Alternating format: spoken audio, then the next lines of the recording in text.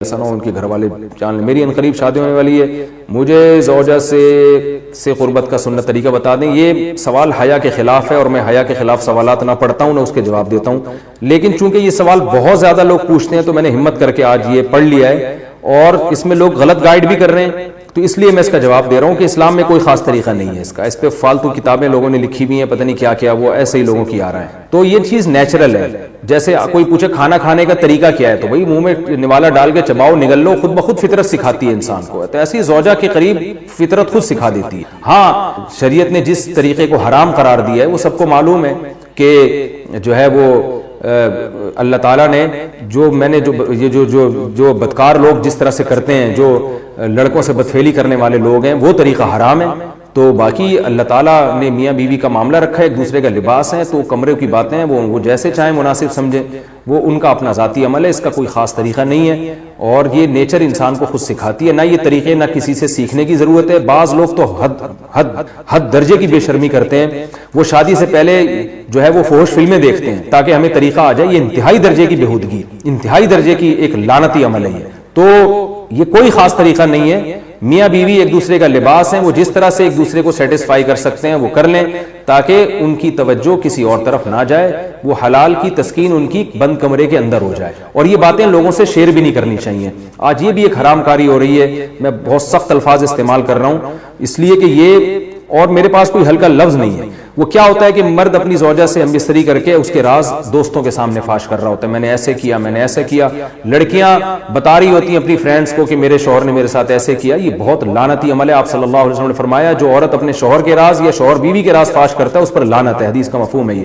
تو یہ بند کمرے کی میاں بیوی کی باتیں، جس طرح سے وہ ایک دوسرے کو سیٹسفائی کر سکتے ہیں وہ کریں، ایک دوسرے کے لیے وہ حلال ہیں، اور بس وہ طریقہ جو لڑکوں سے بدفعلی والا طریقہ ہے وہ طریقہ اسلام میں حرام ہے۔ اور اسی طرح اورل سیکس پہ بھی میں ایک کلپ ریکارڈ کروا چکا ہوں، وہ بھی سن لیا جائے، یا علماء کی جو اس بارے میں رائے ہے وہ دیکھ لی جائے۔ تو اس کے علاوہ جو بھی ہے میاں بیوی ایک دوسرے کے لیے اللہ نے حلال کیا ہے، کوئی خاص طریقہ نہیں ہے، اور یہ حیا کی باتیں ان کو بند کمرے کے اندر ہی رہنا چاہیے ان چیزوں۔ اور اس کے لیے جو فحش فلمیں دیکھی جا رہی ہیں یہ بہت غلط حرکت ہے، اور اس میں اس کو نا ایک ایجوکیشن کا نام دے دیا گیا اس زمانے میں، اور سیکس کی تعلیم کے نام سے بچوں کو پڑھایا جا رہا ہے اسکول میں۔ یہ سب بےہودگی ہے۔ لاکھوں سال سے انسان دنیا میں زندہ ہے، تو کیا اس کو یہ پتہ ہی نہیں تھا، اور یہ ساری 6 ارب انسان ایسے ہی بغیر تعلیم کے پیدا ہو گئے ہیں کیا؟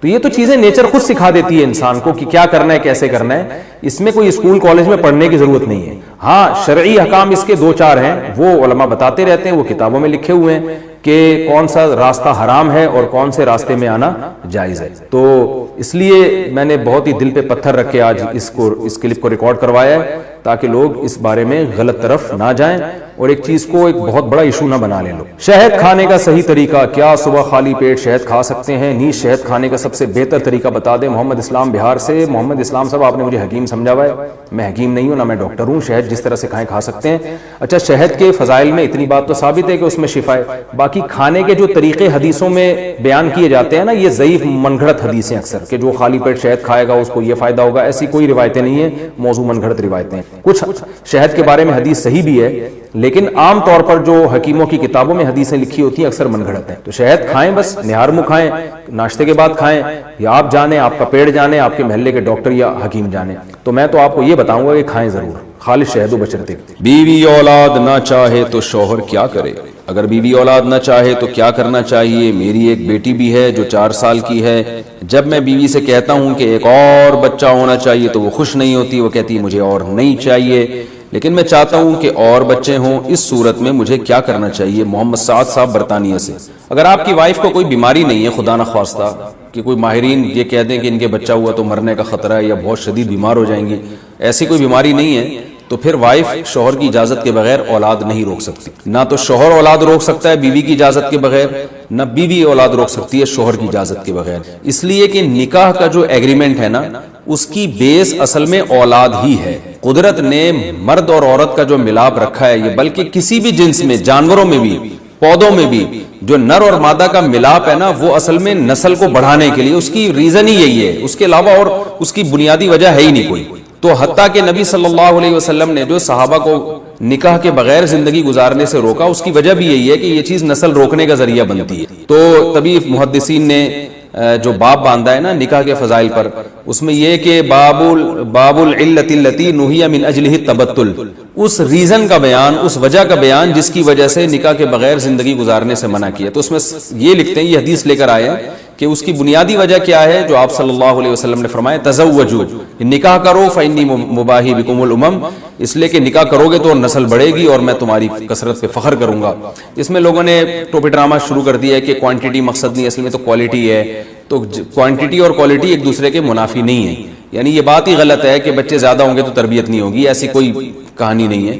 بچے زیادہ ہوتے ہیں تو وہ ایک دوسرے کی تربیت بھی کر رہے ہوتے ہیں، اور جب بچے زیادہ ہوتے ہیں تو ایک دم سے نہیں ہو جاتے برساتی مینڈکوں کی طرح. جب مثلا کسی کا چوتھا بچہ ہوا ہے تو ظاہر ہے پہلا بڑا ہو گیا ہوگا نا اس وقت تک، تو ایسا نہیں ہو جاتا کہ ایک دم سے ہو جائیں. تو یہ سب پروپیگنڈا کیا گیا ہے. تو نکاح کا جو بنیادی مقصد ہے وہ ہے ہی نسل بڑھانا، وہ ہے ہی اولاد، اور یہ نیچر نے متعین کیا ہے. اس میں یہ کہنا کہ فلاں قوم یہ کہتی ہے، یہ فیملی پلاننگ والے یہ کہتے ہیں، یہ سب بالکل فضول باتیں ہیں، اس لیے کہ یہ آپ کو نیچر سے ہٹا رہے ہیں. تو ہر آدمی کو بھی اولاد کی ضرورت ہے، ہر عورت کو بھی اولاد کی ضرورت ہے، اور اس کے لیے ایگریمنٹ ہوتا ہے، دونوں ایک دوسرے سے نکاح کرتے ہیں اور اس کے نتیجے میں خاندان آباد ہوتا ہے. تو یعنی یہ اللہ کا بنایا ہوا نظام ہے، اس کو چینج نہیں کیا جا سکتا. اس لیے فقہا نے یہ بات بیان کی ہے کیونکہ اسلام دین فطرت ہے کہ جب نکاح ہی اس وجہ سے ہوا ہے تو اب دونوں میں سے کسی کو پرمیشن نہیں ہے کہ وہ ایک دوسرے کی اجازت کے بغیر اولاد روک لیں، کیونکہ یہ ایگریمنٹ کی مخالفت ہو رہی ہے. یہ اس کی مثال ایسے جیسے نکاح ہو گیا اور عورت رخصتی پہ آمادہ نہیں ہے، تو بھائی نکاح کا تو مقصد یہ تھا کہ اب عورت رخصتی کر کے شوہر کے گھر میں آئے گی،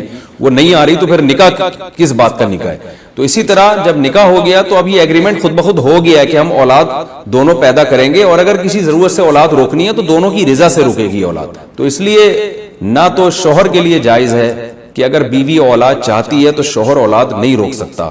بہت سے ایسے کیسز آتے ہیں کہ عورت اولاد چاہتی ہے مگر شوہر نہیں ہونے دے رہا اولاد. خاص طور پہ دوسری شادی میں ایسے کیسز بہت آتے ہیں کہ مرد کہتے ہیں مجھے اولاد نہیں چاہیے جبکہ عورت کو اولاد چاہیے ہوتی. تو بلکہ یہاں تک بھی ہے کہ اگر عورت نے پہلے ایگریمنٹ بھی کر لیا نا کہ میں دوسری شادی کر رہی ہوں اس بیس پہ کہ مجھے اولاد نہیں چاہیے، اور بعد میں وہ کہتی ہے اب چاہیے، تو پھر شوہر پھر بھی اولاد نہیں روک سکتا. تو جیسے عورت کو اولاد چاہیے تو شوہر اولاد نہیں روک سکتا، تو اسی طرح شوہر کو اولاد چاہیے تو عورت اولاد نہیں روک سکتی. تو گناہگار ہو رہی ہیں، آپ اپنی وائف کو سمجھائیں. اور اصل میں پروپیگنڈا بہت کیا گیا ہے نا، تو اس پروپیگنڈے سے آج کل خواتین متاثر ہیں. تو ان کو بتائیں کہ اسی میں آپ کی صحت بھی ہے، آپ کی صحت بھی اچھی ہو جائے گی، اور آپ کو اللہ کی طرف سے ایک سہارا ملے گا، بڑھاپے کا سہارا ملے گا. گھر ابھی تو جوانی ہے، تو جوانی میں تو جو ہے نا سوچیں کچھ اور ہوتی ہے، لیکن یہ جوانی ڈھلکنے میں ٹائم نہیں لگتا، اور خواتین کی تو جوانی بہت جلدی ختم ہو جاتی ہے. یہ بات خواتین سن کے غصہ تو بہت کرتی ہیں، لیکن حقیقت یہی ہے کہ عورت پہ جوانی بہت جلدی ختم ہوتی ہے. تو اس کو تو اولاد کی ضرورت زیادہ ہے تاکہ اس کا گھر بھرا ہوا ہو، بچے بیٹے ہوں، بیٹیاں ہوں، بہویں ہوں، پوتے نواسے ہوں. لیکن وہ ان کو وہ لگ رہا ہوتا ہے کہ ہم جیسے ابھی ہیں قیامت تک ایسے ہی رہیں گے. تو ایسا نہیں ہوتا بھائی، فطرت سے اللہ کا واسطہ نہ لڑیں، اپنے فیوچر کو سامنے رکھیں، اولاد ملے گی. لوگ کہتے ہیں بگڑے ہوئے بچے نہ ہو جائیں، تو ہو سکتا ہے. میں اس لیے کہتا ہوں بھائی اتنے بچے پیدا کرو کہ اسپیئر میں 2-3 بگڑنے کے لیے بھی رکھو. میرا عمل حجت نہیں ہے، کوئی دلیل نہیں ہے کہ مفتی صاحب نے جلیبی کھائی ہے تو اب جلیبی کوئی صحت کے لیے اچھی چیز ہو گئی، یا نہیں کھایا کریں بازار کی چیزیں. میں بھی اوائڈ ہی کرتا ہوں، آپ بھی اوائڈ کریں، اجتناب کیا کریں. باقی پھر جب کر رہے ہیں تو پھر کھائی کیوں؟ تو میرا دل چاہ رہا تھا کھا لی میں نے، بس کیا کریں. کیا خیال ہے؟ کھا لی، چھوڑ دی. مفتی صاحب عاملوں کے پاس جانا کیسا ہے؟ تو بتا، بہت دفعہ بتا چکا ہوں. کیوں مجھے چھیڑتے ہو عاملوں کے بارے میں؟ عامل سارے ایک جیسے ہوتے ہیں، کسی کے پاس مت جاؤ، ان کے پاس مسائل حل نہیں ہوتے، مسائل الجھتے ہیں. اور خواتین تو بہت بے وقوف بنتی ہیں عاملوں کے پاس، زندگیاں تباہ ہو گئی ہیں، برباد ہو گئی ہیں زندگیاں. ان کے پاس آپ کے مسائل کا حل نہیں ہے. وقتی فائدہ ہوتا ہے، وقتی طور پر اس سے لوگ متاثر ہو جاتے ہیں، اور وقتی فائدہ بھی ان کو ہوتا ہے جو ان سے عقیدت رکھتے ہیں. ان کے پاس جاتے ہیں تو نقصان بھی انہی کو ہوتا ہے، پھر فائدہ بھی انہی کو. آپ دماغ سے نکال دو تو نہ آپ کو نقصان ہوگا، یہ ذہن سے نکال دیں کہ عاملوں کے پاس کچھ ملے گا آپ کو. اور عامل چاہے اہل حدیث ہو، چاہے دیوبندی ہو، چاہے بریلوی ہو، چاہے خلیفہ ہو، چاہے تبلیغ والا ہو، کچھ بھی ہو، کچھ بھی نہیں ہے ان لوگوں کے پاس. مسمر اعظم کے ماہر ہوتے ہیں، کچھ شعبدے بازیاں دکھا دیتے ہیں، اس سے لوگ متاثر ہوتے ہیں. ایک صاحب آئے میں ریونڈ میں مقیم ہوں، عامل ہوں. میں نے کہا نکل لیں یہاں سے پتلی گلی سے، ریونڈ میں مقیم ہے یا عامل ہے؟ جب عامل بول دیا تو مزید تحقیق کی ضرورت ہے ہی نہیں. ابھی آپ کو پتا ہے نا لاہور میں ایک عامل مجھ سے ملنے کے لیے آیا، ہم لوگ کھانے پہ بیٹھے ہوئے ہیں، وہ تعارف. میں نے کہا آپ کیا کہہ رہے ہیں؟ میں عملیات کرتا ہوں، جن چڑیل بھوت بھگاتا ہوں. مجھے غصہ اس پر آیا کہ ساری دنیا کو جیسے میرے بارے میں پتا ہے کہ میں 4 شادیوں کی ترغیب دیتا ہوں، اسی طرح ساری دنیا کو پتا ہے کہ میں عامل عاملوں کے خلاف بولتا ہوں تو اپنا کوئی اور تعارف کروا دیتے آپ, نہ بتاتے کہ میں عامل ہوں. اپنی بےزتی کرانے کا بعض لوگوں کو خود سے شوق ہوتا ہے. یہ ایسے جیسے ایس ایچ او کے ساتھ پاس جا کے آپ کہہ رہے ہیں, ایس ایچ او پوچھتا ہے آپ کیا کرتے ہیں, کہتے ہیں میں چور ہوں. ایس ایچ او بولے گا مجھے کیوں بتا رہے ہیں چور ہوں, یار کچھ اور بول دیتا تو اب میں تجھے گرفتار نہ کروں تو یہ تو میری بے عزتی ہے. تو جب بھی کوئی چاہتا ہے نا کہ مفتی صاحب میری عزت کریں تو یہ نہ بولا کرے کہ میں جن اتارتا ہوں, عملیات کا کام کرتا ہوں, تو پھر وہ اپنی بے عزتی کا خود ذمہ دار ہوگا. تو جب اس نے بولا کہ میں عامل ہوں, میں نے کہا یہ تو سارا ڈرامے بازی ہے. مجھے غصہ بھی آ گیا کہ اتنی عزت سے تعارف کروا رہے ہیں عامل ہوں. تو میں نے کہا تو ڈرامے بازی ہے. کہہ رہے ڈرامے بازی حضرت واقعی میں جہاں جاتا ہوں وہاں جنات ہوتے ہیں. میں نے کہا جات ہوتے ہی تمہاری وجہ سے ہیں, تم نہیں جاؤ گے تو نہیں آئیں گے وہاں جنات. انگریزوں پہ آتے ہیں جنات, نہیں آتے. پتہ ہے ان انگریزوں پہ آتے ہیں جو پادریوں کے پاس جاتے ہیں علاج کے لیے. جن پادریوں میں بھی ایسے ڈرامے باز بہت ہیں عیسائیوں میں نا, کہ جن اتارتے ہیں, روحانی عملیات کرتے ہیں. تو جو ان کے پاس جاتے ہیں ان پہ جن چڑیل بھوت بھی آتے ہیں. اور جو گورا لیب میں ہے, کوئی سائنسدان ہے, کوئی پڑھائی میں لگا ہوا ہے, جو ایجوکیٹڈ لوگ ہیں, بزنس میں لگے, ان پہ کچھ بھی نہیں آ رہا ہوتا. تو یہ سارا شروع سے ہی حساب کتاب ہی یہ عاملوں نے سارا خراب کیا. بالکل لفٹ نہ کرائیں. کوئی بیماری آ رہی ہے فوراً نفسیاتی ڈاکٹر کے پاس جاؤ, فوراً نفسیاتی ڈاکٹر, کیونکہ دماغی بیماریاں نا نفسیاتی ڈاکٹر پہلے مرحلے میں کنٹرول میں آ جاتی ہیں. وہ ہمارے یہاں کیا ہوتا ہے, جن چڑیل بھوت پہ ڈال کے نا اس کو بیڑا غرق ہو جاتا ہے, پھر ڈاکٹر سے بھی کنٹرول نہیں ہوتا. اور سورہ فلق سورہ ناس پڑھ کے دم کر لیا کرو. بالفرض اگر کوئی جن ہوگا بھی تو بھاگ جائے گا, نہیں تو بیگم کو بتاؤ جن آیا ہوا ہے, بھاگ جائے گا. جن کی بیگم کو بتاؤ, آپ کی بیگم سے نہیں ڈرے گا, جن اپنی بیگم سے ڈرے گا. میری ماں والدہ کی طبیعت خراب رہتی ہے, ان کی اکثر نمازیں قضا ہو جاتی ہیں. جب بھی میں ان سے نمازیں ادا کرنے کا کہتا ہوں وہ بولتی ہیں کہ میری طبیعت ٹھیک نہیں ہے. یار نماز کسی قیمت پہ قضا کرنا جائز نہیں ہے, کتنی بھی طبیعت خراب ہو جائے. اللہ نے طریقہ آسان رکھ دیا. کھڑے ہو کے نماز نہیں پڑھ سکتے, بیٹھ کے پڑھ لو. بیٹھ کے نہیں پڑھ سکتے, لیٹ کے پڑھ لو, صرف گردن کے اشارے سے. تو نماز قضا کرنے کا اسلام میں کانسیپٹ ہے ہی نہیں. یہ جب واجب ہوئی تو بس ہمیشہ کے لیے ہو گئی, چھٹی ہے ہی نہیں اس میں, سوائے خواتین کو جو مینسز کے ایام میں اللہ نے, یہ نفاس کا خون جو بچے کی ولادت کے بعد آتا ہے, وہ ناپاک حالت میں ہوتی ہیں. اس کے علاوہ کسی کنڈیشن میں نماز چھوڑنا جائز نہیں. اور یہ گناہ کبیرہ ہے, یہ چھوٹا گناہ نہیں ہے. اس کو لوگوں نے بہت ہلکا سمجھ لیا ہے. اسلام اور کفر کا جو فرق ہے نا وہ نماز کا ہے. یہ ہو نہیں سکتا کہ وہ مسلمان بھی ہو, صرف یہی بدعت ہے یہ انڈیا, پاکستان اور بنگلہ دیش میں. باقی دنیا میں جہاں بھی جاؤ مسلمان ہوگا تو عرب تو سوال ہی پیدا نہیں ہوتا نماز چھوڑ دیں. تو یہ ہمارے یہاں کی ایک بدعت ہے, یہ پتہ نہیں کہاں سے افغانی بھی نہیں چھوڑتے. افغانستان میں وہ بھی سب پڑھتے ہیں نماز. تو یہ جو ہے نا اس کو سیریس لینا چاہیے, نماز کو ہلکا نہیں لینا چاہیے. تو والدہ کو محبت سے سمجھائیں اور کیا ہے, کیونکہ فدیہ نہیں ہے. جب جان کر نماز چھوڑ رہی ہیں تو قضا کرنی پڑے گی. ہاؤ ٹو گو ان جنہ, کائنڈلی ایکسپلین ان ڈیٹیل. بھائی ڈیٹیل میں ایکسپلین تو پورا 1.5 گھنٹے کا بیان یہ پورا اسی پہ تو چل رہا تھا. پورے 2 گھنٹے کے میرے بیان اسی پہ تو ہو رہے ہوتے ہیں. نظریہ بھی ٹھیک کر لو, عمل بھی ٹھیک کر لو, تو جنت میں داخل ہو جاؤ گے. 2 چیزیں چاہیے. قرآن نے کہا ہے ومن اراد الاخرہ وسعى لها سعيها وهو مؤمن. 4 شرطیں بیان کی ہیں جو اصل میں 2 ہی ہیں, لیکن جب ڈیٹیل میں آپ نے پوچھا نا تو 4 شرطیں. نمبر 1 من اراد الاخرہ, ہر عمل میں نیت اللہ کو راضی کرنا. ہر عمل میں نیت کیا ہو, اللہ کو راضی. وسعى, اور پھر عمل بھی ہو, کوشش بھی ہو. ہاتھ پہ ہاتھ رکھ کے بیٹھ جائے, نہ نماز پڑھ رہا ہے, نہ زکات دے رہا ہے, نہ روزہ رکھ رہا ہے, کچھ بھی نہیں کر رہا, تو وسعى, کوشش بھی کرے. نمبر 3 وسعى لها سعيها, کوشش بھی وہ جو اللہ نے بتائی ہے. اخپل طریقے سے اپنی کوشش کرے گا وہ نہیں, یعنی جس چیز کو اللہ نے کہا یہ کرو وہ کرے, جس چیز کو اللہ نے کہا نہیں کرو وہ نہ کرے. اپنی طرف سے آپ الٹے لٹک جاؤ. جیسے میں نے بیان میں کہا نا کہ ہندو اعتراض کر رہا ہے کہ یہ مولوی لوگ تو دیکھو شادیاں بھی کر رہے ہیں, گاڑیوں میں گھوم بھی رہے ہیں, تو اب وہ چاہ رہا ہے کہ ہم شادیاں بھی چھوڑ دیں, گاڑی میں کے بجائے ہم گدھے پہ آ جائیں. تو یہ کوشش تو ہوگی, لیکن یہ آپ کی بنائی ہوئی کوشش ہے, اس سے اللہ خوش نہیں ہو. میرا دل چاہ رہا ہے جلیبی کھانے کا, میں جلیبی چھوڑ دوں اللہ کی رضا کے لیے, تو اللہ کہے گا میں نے کب کہا میں جلیبی چھوڑنے سے خوش ہوتا ہوں. ہاں صحت کے لیے چھوڑ دے ایک الگ بات ہے. یا میرا خربوزہ کھانے کو دل چاہ رہا ہے, میں کہوں میں اللہ کے لیے خربوزہ چھوڑ دوں گا, تو اللہ خوش ہوگا. اللہ کہے میں نے خربوزے پیدا تمہارے لیے کیے ہیں, تو کیوں چھوڑ رہا ہے بھائی تو. میں کہوں میرا انار کھانے کا دل چاہ رہا ہے, میں انار نہیں کھاؤں گا, اللہ خوش ہوگا خوش اللہ. اللہ کہے گا میں نے کب کہا کہ بھائی میں انار چھوڑنے سے خوش ہوتا ہوں. میرا پراٹھا کھانے کا دل چاہ رہا ہے, میں چھوڑ دوں پراٹھا اللہ کی رضا کے لیے, تو یہ اپنی بلائی بھی کوشش ہوگی, اس سے اللہ خوش. تبھی تو جو لوگ افطار میں دیر کرتے ہیں گناہ ملتا ہے ان کو, اس لیے کہ اللہ نے پابندی لگائی تھی سورج غروب ہونے تک, وہ پابندی ہٹ گئی ہے. اب تو جو دیر کر رہا ہے یہ تیرا اپنا ہیڈ ایک ہے. کیوں کر رہا ہے بھائی تو یہ سمجھ رہا ہے کہ میں لمبا روزہ رکھوں گا اللہ خوش ہوگا. نہ اب روزہ ختم ہو گیا تو اب اللہ کھانے سے خوش ہوگا, اجتناب کرنے سے خوش نہیں ہوگا. سمجھتے ہو کہ نہیں سمجھتے؟ اور میں تو اس لیے بھگتا ہوا ہوں کہ جب بار بار شادی کا ٹاپک آ رہا ہے، خواتین بھی بیان سننے آئی ہیں، اللہ معاف فرمائے، کیا کریں، تو استغفار کر لیں گے. میں جب کر رہا تھا نا تو مجھے سب سے زیادہ تانے پتہ ہے کیا مل رہے تھے؟ عیاشی کے. دوسری شادی کر رہے ہیں، عیاشی عیاشی عیاشی. اتنے میں لوگوں کو سمجھاتا تھا ایکچولی دیکھیں بیوہ عورتیں اتنی زیادہ ہیں، ایکچولی طلاق یافتہ اتنی. میں سمجھا کے تھک گیا، کسی کی کھوپڑی میں بات نہیں آئی. پرسوں ایک خاتون ملی ہیں مجھ سے، پرسوں، اور مجھے دیکھ کر اتنا زیادہ وہ ایکسائٹیڈ ہو رہی تھی، بہت زیادہ، جیسے پتہ نہیں کوئی کیا. یعنی میں نے کہا ان کو کیا ہو گیا اتنا خوش ہو رہی ہیں. اسکارف میں تھی اور بھاگتی ہوئی آئی، مفتی صاحب آپ کی تصویر لینی ہے، اپنے ہسبینڈ کو دکھاؤں گی آپ. میں کھڑا ہو گیا مانا، میں نے کہا بہت بیچاری جذبات میں ہوئی بھی ہے. اس نے کیمرے سے تصویر لی، اپنے شوہر کو بھیج دی. میں چلا گیا آگے، بڑی خوش تھی نا، میں آپ کے بیان سنتی ہوں، میں بہت خوش ہوں، آپ نظر آ گئے. ایسے تصویر کھینچی تو جو ہے نا وہ، پھر میں اپنا کام نمٹا کے آ رہا ہوں، پھر راستے میں کھڑی بھی ہے.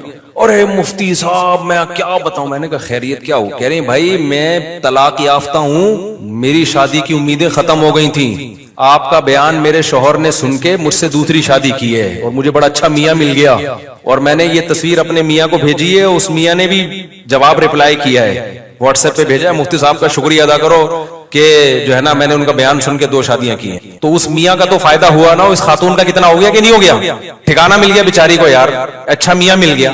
اچھا میں یہ بتا دوں، اچھا زیادہ تر 4 شادیوں والے فراڈی ہیں، یہ ذہن میں رکھنا. کبھی میرے بیان سن کے نا متاثر نہ ہو جانا کہ اس آدمی کی 4 بیویاں تو بہت نیک ہے. یہ عامل روحانی زیادہ تر 4 شادیاں کر رہے ہیں. سمجھ میں آ رہی ہے بات؟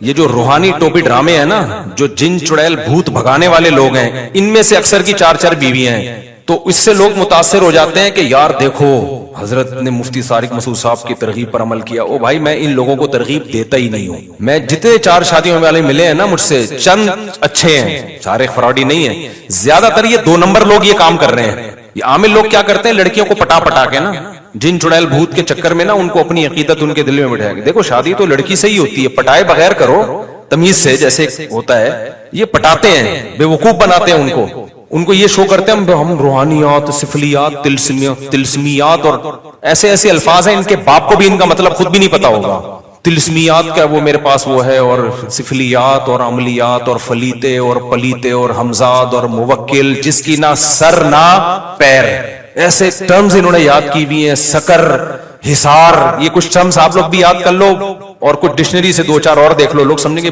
بس حضرت بہت ہی کوئی اوپر کی چیزیں ہماری سمجھ سے بالا تھا.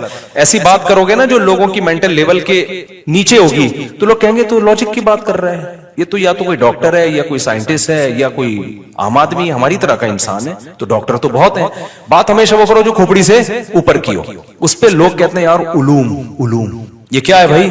علوم ہے بھائی. ایک لفظ بھی حضرت کی ہماری سمجھ میں نہیں آتا حضرت کی باتوں کا. تو اس کا مطلب یہ علوم ہے. علوم کے چکر میں 4 لڑکیوں کو پھنسا دیتے ہیں. وہ لڑکیاں عقیدت میں کہ یار حضرت پہنچے ہوئے ہیں. میں جانتا ہوں اتنی اچھی خاندان کی لڑکیاں ایسے کلوٹے بھنگی چماروں جیسے عاملوں کی بیوی بنی ہیں. ایک خاتون کو تو ایک عامل نے جب زندگی برباد کی نا، میرے پاس کیس آیا تو میں نے کہا آپ تو اتنے اونچے خاندان کی، اتنا ایجوکیٹڈ فیملی، اس کس فراڈی کے چکر میں کدھر لگ گئی آپ؟ اس نے بتایا میری جب رخصتی ہو رہی تھی میرے بھائی پھوٹ کے رو رہے تھے کدھر جا رہی ہے تو، یہ ہمارے اسٹینڈرڈ کا بندہ نہیں ہے. کہہ رہی ہے لیکن اس نے ایسا میرے اوپر مسمرزم کیا تھا نا، ایسا دماغ کو کیپچر کیا اس نے. یہ کیپچر کرتے ہیں دماغ کو، یہ عمل ہوتا ہے جس سے دماغ قابو میں آ جاتا ہے. تو ایسا مسمرزم کیا تھا کہ میں پاگل ہو گئی تھی بس. اور خودکشی کی دھمکیاں، بھائی عاجز آ گیا. اچھی خاصی ایجوکیٹڈ فیملی تھی گلشن اقبال کی، پڑھے لکھے لوگ تھے. کہہ رہی میں پاگل، میرے بھائی بھی پاگل ہو گئے، مجبوراً انہوں نے دے دی کہ یار کیا کریں رکی. اور اس کی پہلے سے کم وقت کی 2 اور تھیں. تو ایسے یہ لوگ جو کرتے ہیں نا 4 شادیاں، تو مجھے آگے بتا بھی رہے ہوتے ہیں کہ مفتی صاحب میں نے 4 کی. مجھے اب خون کے آنسو رونے کا دل کرتا ہے کہ کم وقت جس کو تو ایک بھی نہیں کرنی چاہیے تھی. یہ کام پڑھے لکھے لوگ، ایجوکیٹڈ لوگ، اچھے خاندانوں کے لوگ، شریف شرفا لوگ کریں تو پھر اس کی برکتیں نظر آئیں گی. یہ ان لوگوں کے لیے نہ چھوڑو، عاملوں کے لیے. یہ لڑکیوں کو پٹاتے ہیں. میں نہیں کہہ رہا سارے عامل لڑکیوں کو پٹاتے ہیں، میں یہ نہیں کہہ رہا، بہت سے نہیں بھی پٹاتے ہوں گے، لیکن ان میں دوسری خرابیاں ہوتی ہیں. میں سب پہ الزام نہیں لگا رہا، لیکن ان میں میجورٹی یہ کام کر رہی ہوتی ہے کیونکہ اس میں تقویٰ للہیت تو ختم، بس یہ ڈرامے بازی چل رہی ہے. تو عامل جھوٹ بولے بغیر بن نہیں سکتا، یہ ذہن میں رکھنا. ان کو اتنا جھوٹ بولنا پڑتا ہے کہ یہ مجبوری ہے ان بیچاروں کی, تو اس لیے یہ جھوٹ بول بول کے پھر لڑکیاں بھی پھنساتے ہیں پھر بہت, تو ان کی زندگیاں تباہ ہوتی ہیں. کچھ خوش رہ لیتی ہیں کیونکہ پیسہ پھر ادھر ادھر کا بہت آ رہا ہوتا ہے ان کے پاس, تو کبھی بھی ان سے متاثر نہ ہو. سمجھتے ہو کہ نہیں سمجھتے؟ تو وہ بندہ صحیح بندہ تھا, جو خاتون مجھ سے ملی نا, اور انہوں نے پھر شکریہ ادا کیا, تو انہوں نے کہا کہ آپ کے بیان سن کے مجھے ایک اچھا میاں مل گیا. وہ اچھا پڑھا لکھا لڑکا تھا. جو صحیح اچھے لوگ ہیں جو باقاعدہ گھر رکھنے کے لیے, بیوی کو عزت محبت دینے کے لیے, گھر بسانے کے لیے شادی کرنے والے لوگ ہیں, وہ اتنے شریف ہیں, وہ کہتے ہیں یہ کام ہی ٹھیک نہیں ہے, وہ کرتے ہی نہیں. ٹھیک ہے, وہ کہتے ہیں ہم بیوی کے آنسو نہیں دیکھ سکتے تو ہم کیسے کریں گے, تو جب وہ نہیں کریں گے تو پھر یہ مکھنچو یہ کرتے ہیں. پھر 4 شادیاں بدنام بھی ہوتی ہیں, 2 شادیاں بدنام ہوتی ہیں. ایسے بھی بہت لوگ ہیں جو آئے میرے پاس, میں نے ان سے کہا کہ آپ نہ کرو, جو نیتیں ٹھیک نہیں ہیں ان کی, تو وہ طلاقیں دے دیتے ہیں. بہت بڑے بڑے مسائل ہیں اس کے, کیونکہ بیان جب جانا شروع ہوا نا تو بہت سے لوگوں نے اس کا غلط فائدہ بھی اٹھایا ہے. اب غلط فائدہ اٹھا رہے ہیں, اس چکر میں بولنا چھوڑ دوں یہ نہیں ہو سکتا, کیونکہ ضرورت سوسائٹی کو بہرحال ہے. تو وہ خاتون طلاق یافتہ ملی, اتنا خوش تھی, وہ اتنا خوش تھی, کہہ رہی مجھے آپ کے بیان کی وجہ سے مجھے ایک اچھا میاں مل گیا. اور یہ ایک واقعہ نہیں ہے, ایسے پہلے بہت سے واقعات ہو چکے ہیں. بیچ روڈ پہ خاتون نے گاڑی روک کے اتری تھی میرا شکریہ ادا کرنے, بیچ روڈ پہ جاتے ہوئے ڈرائیونگ کر رہی تھی, کہ نظر پڑی, ایک دم گاڑی روکی, اتر کے شکریہ ادا کیا. وہ اپنے شوہر کی پتہ نہیں تیسری وائف تھی. ایسی میرے بھائی ہزاروں لاکھوں ہیں جن کو میاں ٹائپ کی کوئی چیز نہیں مل رہی. آپ کہہ سکتے ہو مل رہی ہے, مل رہی ہوتی ان کے اسٹینڈرڈ کی نہیں مل رہی ہوتی. اب عورت کو طلاق ہوئی ہے یا بیوہ ہوئی ہے تو اس کا ایک اسٹینڈرڈ بھی تو ہے نا. لوگ کہتے ہیں جی رشتے بہت ہیں, کر کیوں نہیں رہتی؟ بھائی اسٹینڈرڈ کا رشتہ نہیں ہے. ایک ڈاکٹر لڑکی 8ویں پاس سے نہیں کر سکتی شادی, یہ ناممکن ہے. آپ اپنی بیٹیوں بہنوں کو سامنے رکھ کے سوچو نا. نہیں آئی میرا خیال ہے بات. لوگ کہتے ہیں جی غریبوں سے کر لیں, آپ کر لو اپنی بیٹی بہن کی شادی غریب سے. انسان چاہتا ہے میں نے جس اسٹینڈرڈ میں اپنی بیٹیوں کو رکھا ہے سسرال میں, اتنا بالکل نہ ہو, تھوڑا سا کم ہو, لیکن کچھ تو ہو نا. آپ اس کو ایئر کنڈیشن روم میں سلا رہے ہو, آپ اس کو پیزے برگر کھلا رہے ہو. شادی آپ ایسی لڑکی سے کرو گے جو اس کو مسور کی دال بھی نہیں کھلا, ایسے لڑکے سے کرو گے جو مسور کی دال بھی نہیں کھلا سکتا, تو یہ قربانی آپ کیسے اپنی بچیوں سے دلوا سکتے ہو؟ تو کچھ باتیں گراؤنڈ ریئلٹی سے میچ نہیں کرتی, وہ کہنے کی حد تک ہوتی ہیں. لیکن لڑکی کو اس کا کفو چاہیے, ہم پلہ چاہیے, جوڑ کا رشتہ چاہیے. ہمارے ایک جاننے والے بہت مالدار تھے, جب ان کی ڈیتھ ہوئی ہے نا تو ان کی وائف کے لیے دوسری شادی کے لیے پیغام آیا. اب جس نے پیغام بھیجا, میں نے ان سے کہا کہ میں نے کہا یہ جو خاتون تھی نا, ان کے شوہر آج کی حساب سے, وہ تو اس زمانے میں تو وہ بنتی تھی 1 لاکھ روپے پاکٹ منی, آج کے حساب سے وہ 1 لاکھ کم از کم 10 لاکھ روپے ہوں گے. بہت پرانی بات ہے. میں نے کہا ان کی صرف پاکٹ منی 10 لاکھ روپے تھی, تو افورڈ کر لے گا؟ اس نے کہا نہیں بھائی 10 لاکھ تو میں نے خواب میں بھی. وہ لڑکی نے انکار کر دیا تھا ان کے رشتے کا نا, تو کہنے لگے مفتی صاحب تو آپ کہتے ہو دوسری شادی, میں تو کر رہا ہوں. اب لڑکیوں کے نخرے اتنے ہو گئے ہیں, ان کے الفاظ تھے لڑکیوں کے نخرے. میں نے کہا کیوں نہیں نخرے کرے گی بھائی, پہلا میاں اتنا مالدار آدمی تھا, وہ 10 لاکھ تو صرف پاکٹ منی دیتا تھا, یعنی آج کے حساب سے, اس وقت تو 1 لاکھ روپے دے رہے تھے. تو کوئی تو اسٹینڈرڈ ہوگا نا, وہ کیسے ایڈجسٹ ہوگی؟ تو اس کا حل یہ نہیں کہ کوئی بھی بھیج دے پیغام, اس کا حل یہ ہے کہ اسی کے ریلیٹو, اسی برادری کے جو تاجر ہیں, اس کے کزن ہو گئے, اس کا سگا بھائی ہو گیا, یا اسی کے جو اسٹینڈرڈ کے لوگ ہیں اسی علاقے کے, وہ فوراً نکاح کا پیغام بھیجے. پھر کیوں نہیں کرے گی وہ شادی؟ تو بیوہ اب تک بیٹھی ہوئی ہے, وہ کئی سال ہو گئے اس. تو اسٹینڈرڈ کا عورت چاہتی ہے کہاں شادی ہو اس کی, منہ سے بول لیں اسٹینڈرڈ کا ہونا. تو یہ سب لوگ جب کریں گے تو ہر ایک کو اس کے اسٹینڈرڈ کا ملے گا. یہ نہیں ہوتا کہ کوئی بھی آئے. اور ایک واقعہ سناؤں, آپ کو بہت مزہ آئے گا, یہ نام سے جانے دیں, کوئی حرج نہیں ہے. قضائے عمری کی نماز.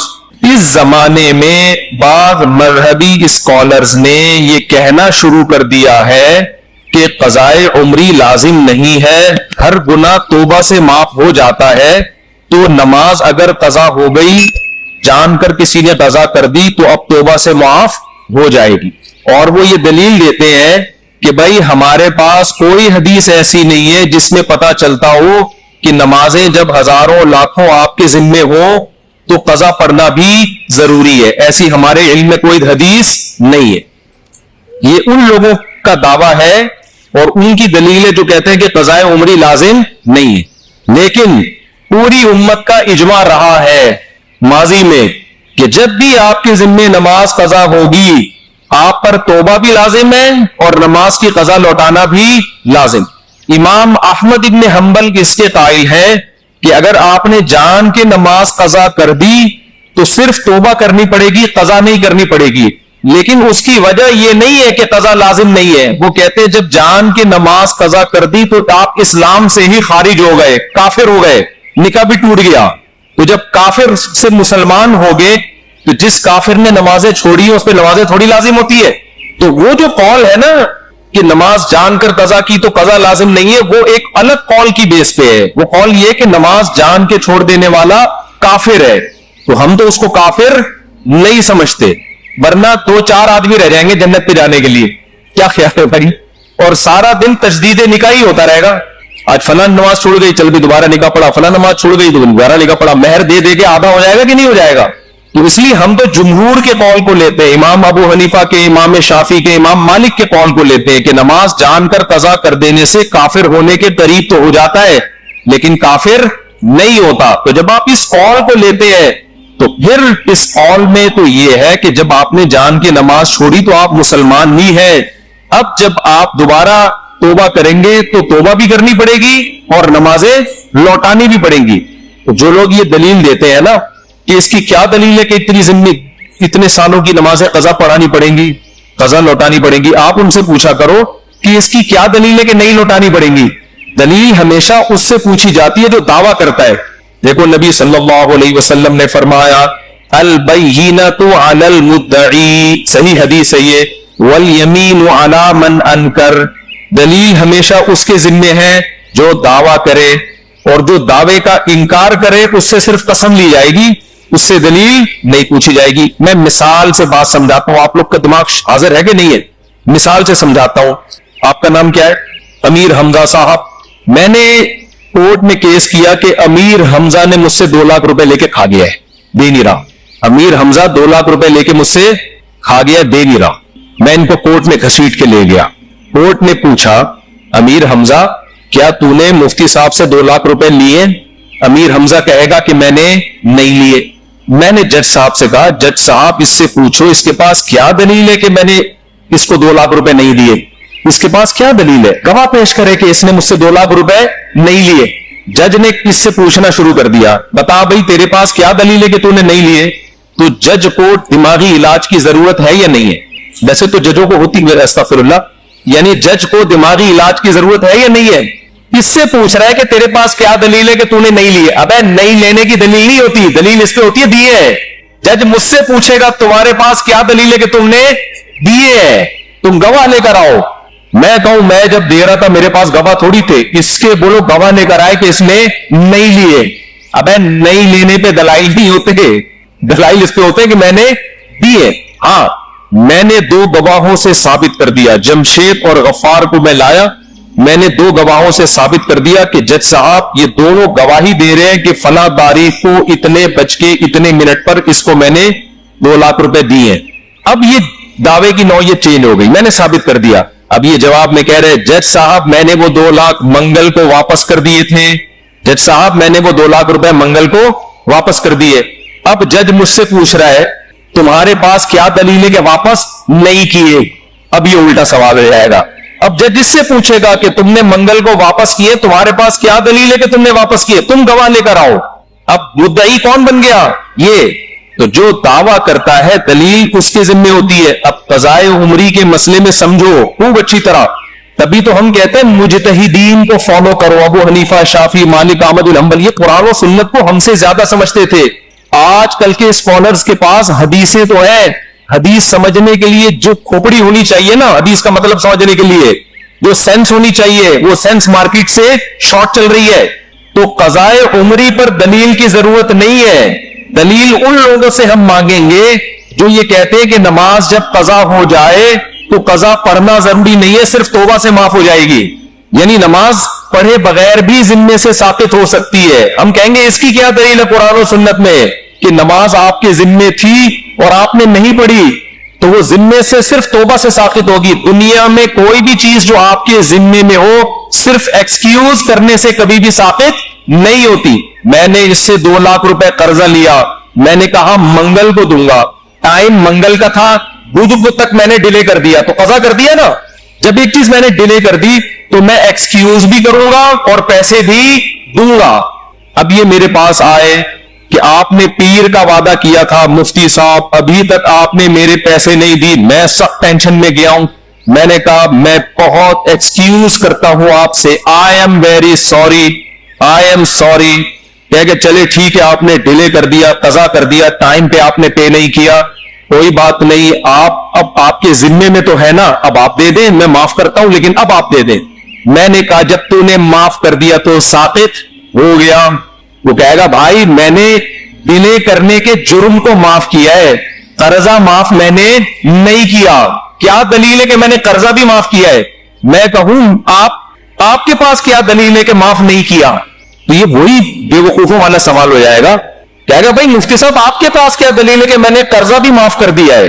تو ہم ان لوگوں سے پوچھتے ہیں جو کہتے ہیں قضا پڑے بغیر بھی ساقط ہوتی ہے, تمہارے پاس کیا دلیل ہے کہ اللہ کا قرضہ تھا, نماز ذمے میں تھی آپ کے, اور آپ پڑھے بھی نہیں پھر بھی اللہ نے معاف کر دیے پڑھے بغیر؟ کوئی قرآن کی آیت دکھاؤ یا کوئی حدیث دکھاؤ, کیونکہ اللہ کی بات ہم تک یا تو قرآن کے ذریعے پہنچتی ہے یا نبی کے ذریعے. تو قرآن میں کہاں لکھا ہے کہ جس نے نماز جان کر قضا کر دی تو صرف توبہ سے معاف ہو جائے گی, دینا ضروری نہیں ہے, قضا ضروری نہیں ہے. اور حدیث میں کہاں لکھا ہے کہ جس نے نماز جان کر قضا کر دی صرف توبہ سے معاف ہو جائے گی؟ بلکہ حدیث اور قرآن میں الٹا لکھا ہوا ہے. حدیث میں آتا ہے دین اللہ احق ان یقضا, اللہ کا قرض اس بات کے زیادہ لائق ہے کہ اس کو ادا کیا جائے. نبی سے جب بھی نماز قضا ہوئی ہے, چاہے جان کر ہوئی ہو, آپ ظاہر ہے جان کے ویسے نماز قضا نہیں کریں گے, لیکن جنگ میں آپ سے نماز قضا ہوئی, غزوہ خندق میں 4 نمازیں قضا ہوئی ہے, تیروں کی برسات تھی, آپ نماز پڑھ نہیں پائے تھے, اور اس وقت اللہ نے سفر میں نماز کیسے پڑھی جائے یہ طریقہ بھی نہیں بتایا تھا کہ جنگ میں کیسے نماز پڑھی جائے. تو اس لیے آپ کی نماز قضا ہو گئی, تو صرف توبہ کو کافی نہیں سمجھا گیا, 4 نمازیں قضا کی گئی ہیں پھر اگلی پڑھی گئی ہے. اسی وجہ سے امام ابو حنیفہ کہتے ہیں جب آپ سے جان کے نماز قضا ہو گئی تو نہ صرف یہ کہ قضا پڑھنا ضروری ہے بلکہ اگلی ہوگی نہیں جب تک پچھلی قضا پڑھو گے نہیں آپ. ہاں جب نمازیں بہت زیادہ ہو جائیں تو پھر ترتیب ساقط ہو جاتی ہے. اچھا یہ لوگ ایک دلیل اور دیتے ہیں, بھائی جب اتنی ساری نمازیں آپ کے ذمے آ گئی, 10 سال کی نمازیں, 20 سال کی نمازیں, تو وہ صرف توبہ سے معاف ہوں گی, قضا پڑھنا ضروری نہیں ہے. اور اس کی دلیل وہ یہ دیتے ہیں کہ ما جعل علیکم فی الدین من حرج, اللہ نے دین میں تنگی نہیں رکھی ہے. 20 سال کی نمازیں پڑھنا ٹینشن کا کام ہے یا نہیں ہے؟ تو اللہ تو کہہ رہے دین میں ٹینشن نہیں ہے. اس کا جواب یہ میرے بھائی کہ ہم اگر یہ کہہ رہے ہوتے نا 10 سال کی نمازیں ایک دن میں کمپلیٹ کر لے پھر ٹینشن ہوتی. علماء تو کہتے ہیں 10 سال کی نمازیں 10 سال میں کمپلیٹ کر لو میرے بھائی. اس کی مثال ہے آپ پہ 1 کروڑ کا قرضہ آ گیا, آپ نے کہا تھا منگل کو دوں گا, اب آپ دے نہیں رہے, تو جج کہتا ہے قسطوں میں دے دے بھائی. جج یہ تھوڑی کہے گا کہ معاف, کیونکہ قرضہ زیادہ ہے لہذا معاف. جج کہے گا جتنی گنجائش ہے سورس آف انکم دکھاؤ اور اپنے ایکسپینسز دکھاؤ, اتنا بچ رہا ہے نا, یہ جو بچ رہا ہے نا یہ منتھلی ماہانہ کر کے دے دو. پوری دنیا میں لا یہی ہے کہ قسطیں باندھی جاتی, معاف نہیں کیا جاتا. معاف جب ہی ہوگا جب صاحب حق معاف کر دے.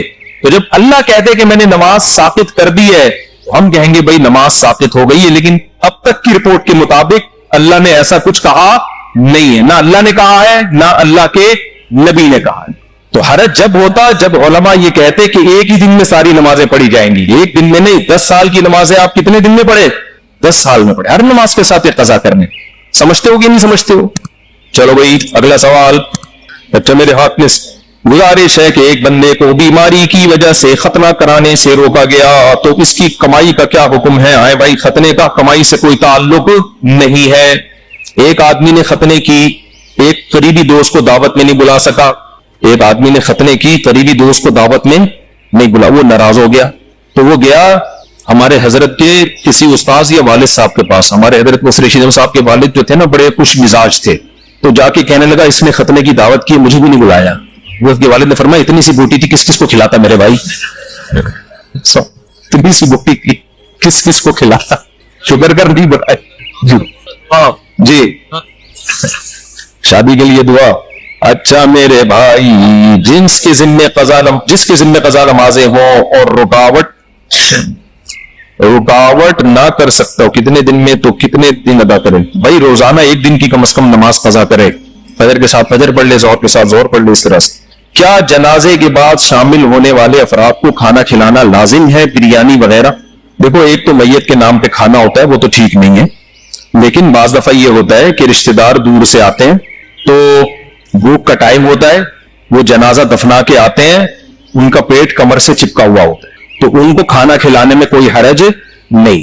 اگر ان کو بھی نہیں کھلائیں گے تو 2 جنازے اور لیٹے ہوئے ہوں گے, کیونکہ ہم خود بھوکتے ہوئے ہیں. ہمارے ایک ریلیٹو کا انتقال ہوا, ہم گئے کراچی سے ملیر لانڈھی, وہ بھوک سے حالت خراب ہوئی ہوئی تھی, دفنا کے آئے ہیں تو بھائی خود لگنے لگا کہ اب اگلا نمبر کس کا ہے, ہمارا ہے. تو کسی پڑوسی نے کھانا لگا دیا, ہم نے کہا اس کو اتنی دعائیں دی کہ اللہ تیرا بھلا کرے. تو ایسی ضرورت میں اگر کوئی کھانا کھلا رہا ہے تو میت کے اہل کھانا نہ کھلائیں, کیونکہ حدیث میں کہ خود ان کو کھلاؤ, یہ غم میں ہیں. لیکن اڑوس پڑوس کو چاہیے کہ جو مہمان آئے ہوئے ہیں دور سے اور کھانے کا ٹائم بھی ہو چکا ہے, بعض دفعہ ٹائم ہی نہیں ہوتا کھانے کا, پھر ضرورت نہیں ہے, کھانے کا ٹائم بھی ہے, دور سے آئے ہوئے ہیں تو ان کو بھوک لگ رہی ہے, تو ان کو کھلانے میں کوئی حرج نہیں ہے. تو وہ والا کھانا نہیں کہلائے گا جس کو میت کا کھانا کہتے ہیں, تو ضرورت کی وجہ سے. قرآن پاک میں ہے لیس علیکم ان تاکلوا جمیعا, اس سے معلوم ہوتا ہے کہ ساتھ کھانا اور اکیلے کھانے میں کوئی فرق نہیں ہے. اور حدیث میں ہے کلوا جمیعا ولا تتفرقوا, مطلب ایک ساتھ کھاؤ. دیکھو قرآن میں آتا ہے لیس علیکم جناح ان تاکلوا جمیعا او اشتاتا, اس آیت کا ایک خاص مطلب ہے. جب یہ آیت نازل ہوئی نا کہ کسی کا مال ناحق طریقے سے مت کھاؤ, بہت شدید وعید ہے اسلام میں اس پر کہ کسی کا ایک نوالا بھی آپ حرام نہیں کھا سکتے. تو صحابہ ڈر گئے, انہوں نے کہا ہم تو رشتہ داروں کے ہاں جا کے مل جل کے کھاتے ہیں, تو ایسا نہ ہو کہ دو نوالے ہم زیادہ کھا لیں, جتنا حق بنتا ہو اس سے ہم زیادہ کھا لیں. تو گھروں میں جا کے انسان بے تکلف ہو کے کھاتا ہے اپنے چچا خالہ پھپھی ماموں کے گھر نا. تو قرآن نے خوف کو ختم کر دیا کہ نہیں بھائی یہ تو تمہارے ریلیٹو ہیں, ان کے گھر جا کے کھانے میں کوئی حرج نہیں ہے, وہاں کوئی نوالے گنتا تھوڑی ہے. وَلَيْسَ عَلَيْكُمْ جُنَاحٌ أَن تَأْكُلُوا جَمِيعًا أَوْ أَشْتَاتًا, انڈیویجولی بھی کھا سکتے ہو انفرادی طور پر, اور مل جل کے بھی کھا سکتے ہو, اس میں کوئی دو نوالے زیادہ کھا لیے کسی نے کم, اس سے کوئی فرق نہیں پڑتا. تو یہ تو ایک مسئلہ بیان کیا گیا کہ جائز ہے, باقی حدیث میں ترغیب ہے کہ اکٹھے کھانا یہ زیادہ بہتر ہے, اس سے برکت ہوتی ہے, محبت بڑھتی ہے. انگریزوں میں کیا ہو گیا ہے, محبت مارکیٹ سے شارٹ, ہر آدمی اخپل طریقے سے بس انڈیویجولی بیٹھ کے کہیں کھا رہا ہوگا. گھروں میں بھی اب دیکھو پہلے دسترخوان لگتا تھا, سب مل کے کھاتے تھے, اب کیا ہوتا ہے کچن سے سب نے اپنے سالن نکالا, کوئی ادھر صوفے کے نیچے گھسا ہوا ہے, کوئی بیڈ کے نیچے گھسا ہوا ہے, کوئی کچن میں گھسا ہوا ہے, ہر آدمی اپنے طریقے سے, تو اس سے محبتیں کیا ہوتی ہے, ختم ہوتی ہیں. تو یہ غلط طریقہ ہے نا. باقی جائز یہ بھی ہے, سب طرح سے جائز ہے, کھانے کو فوکس کرو, طریقے کو فوکس مت کرو. شادی کی اور میری بیوی اچھی تھی, میں اس کے پاس ایک بار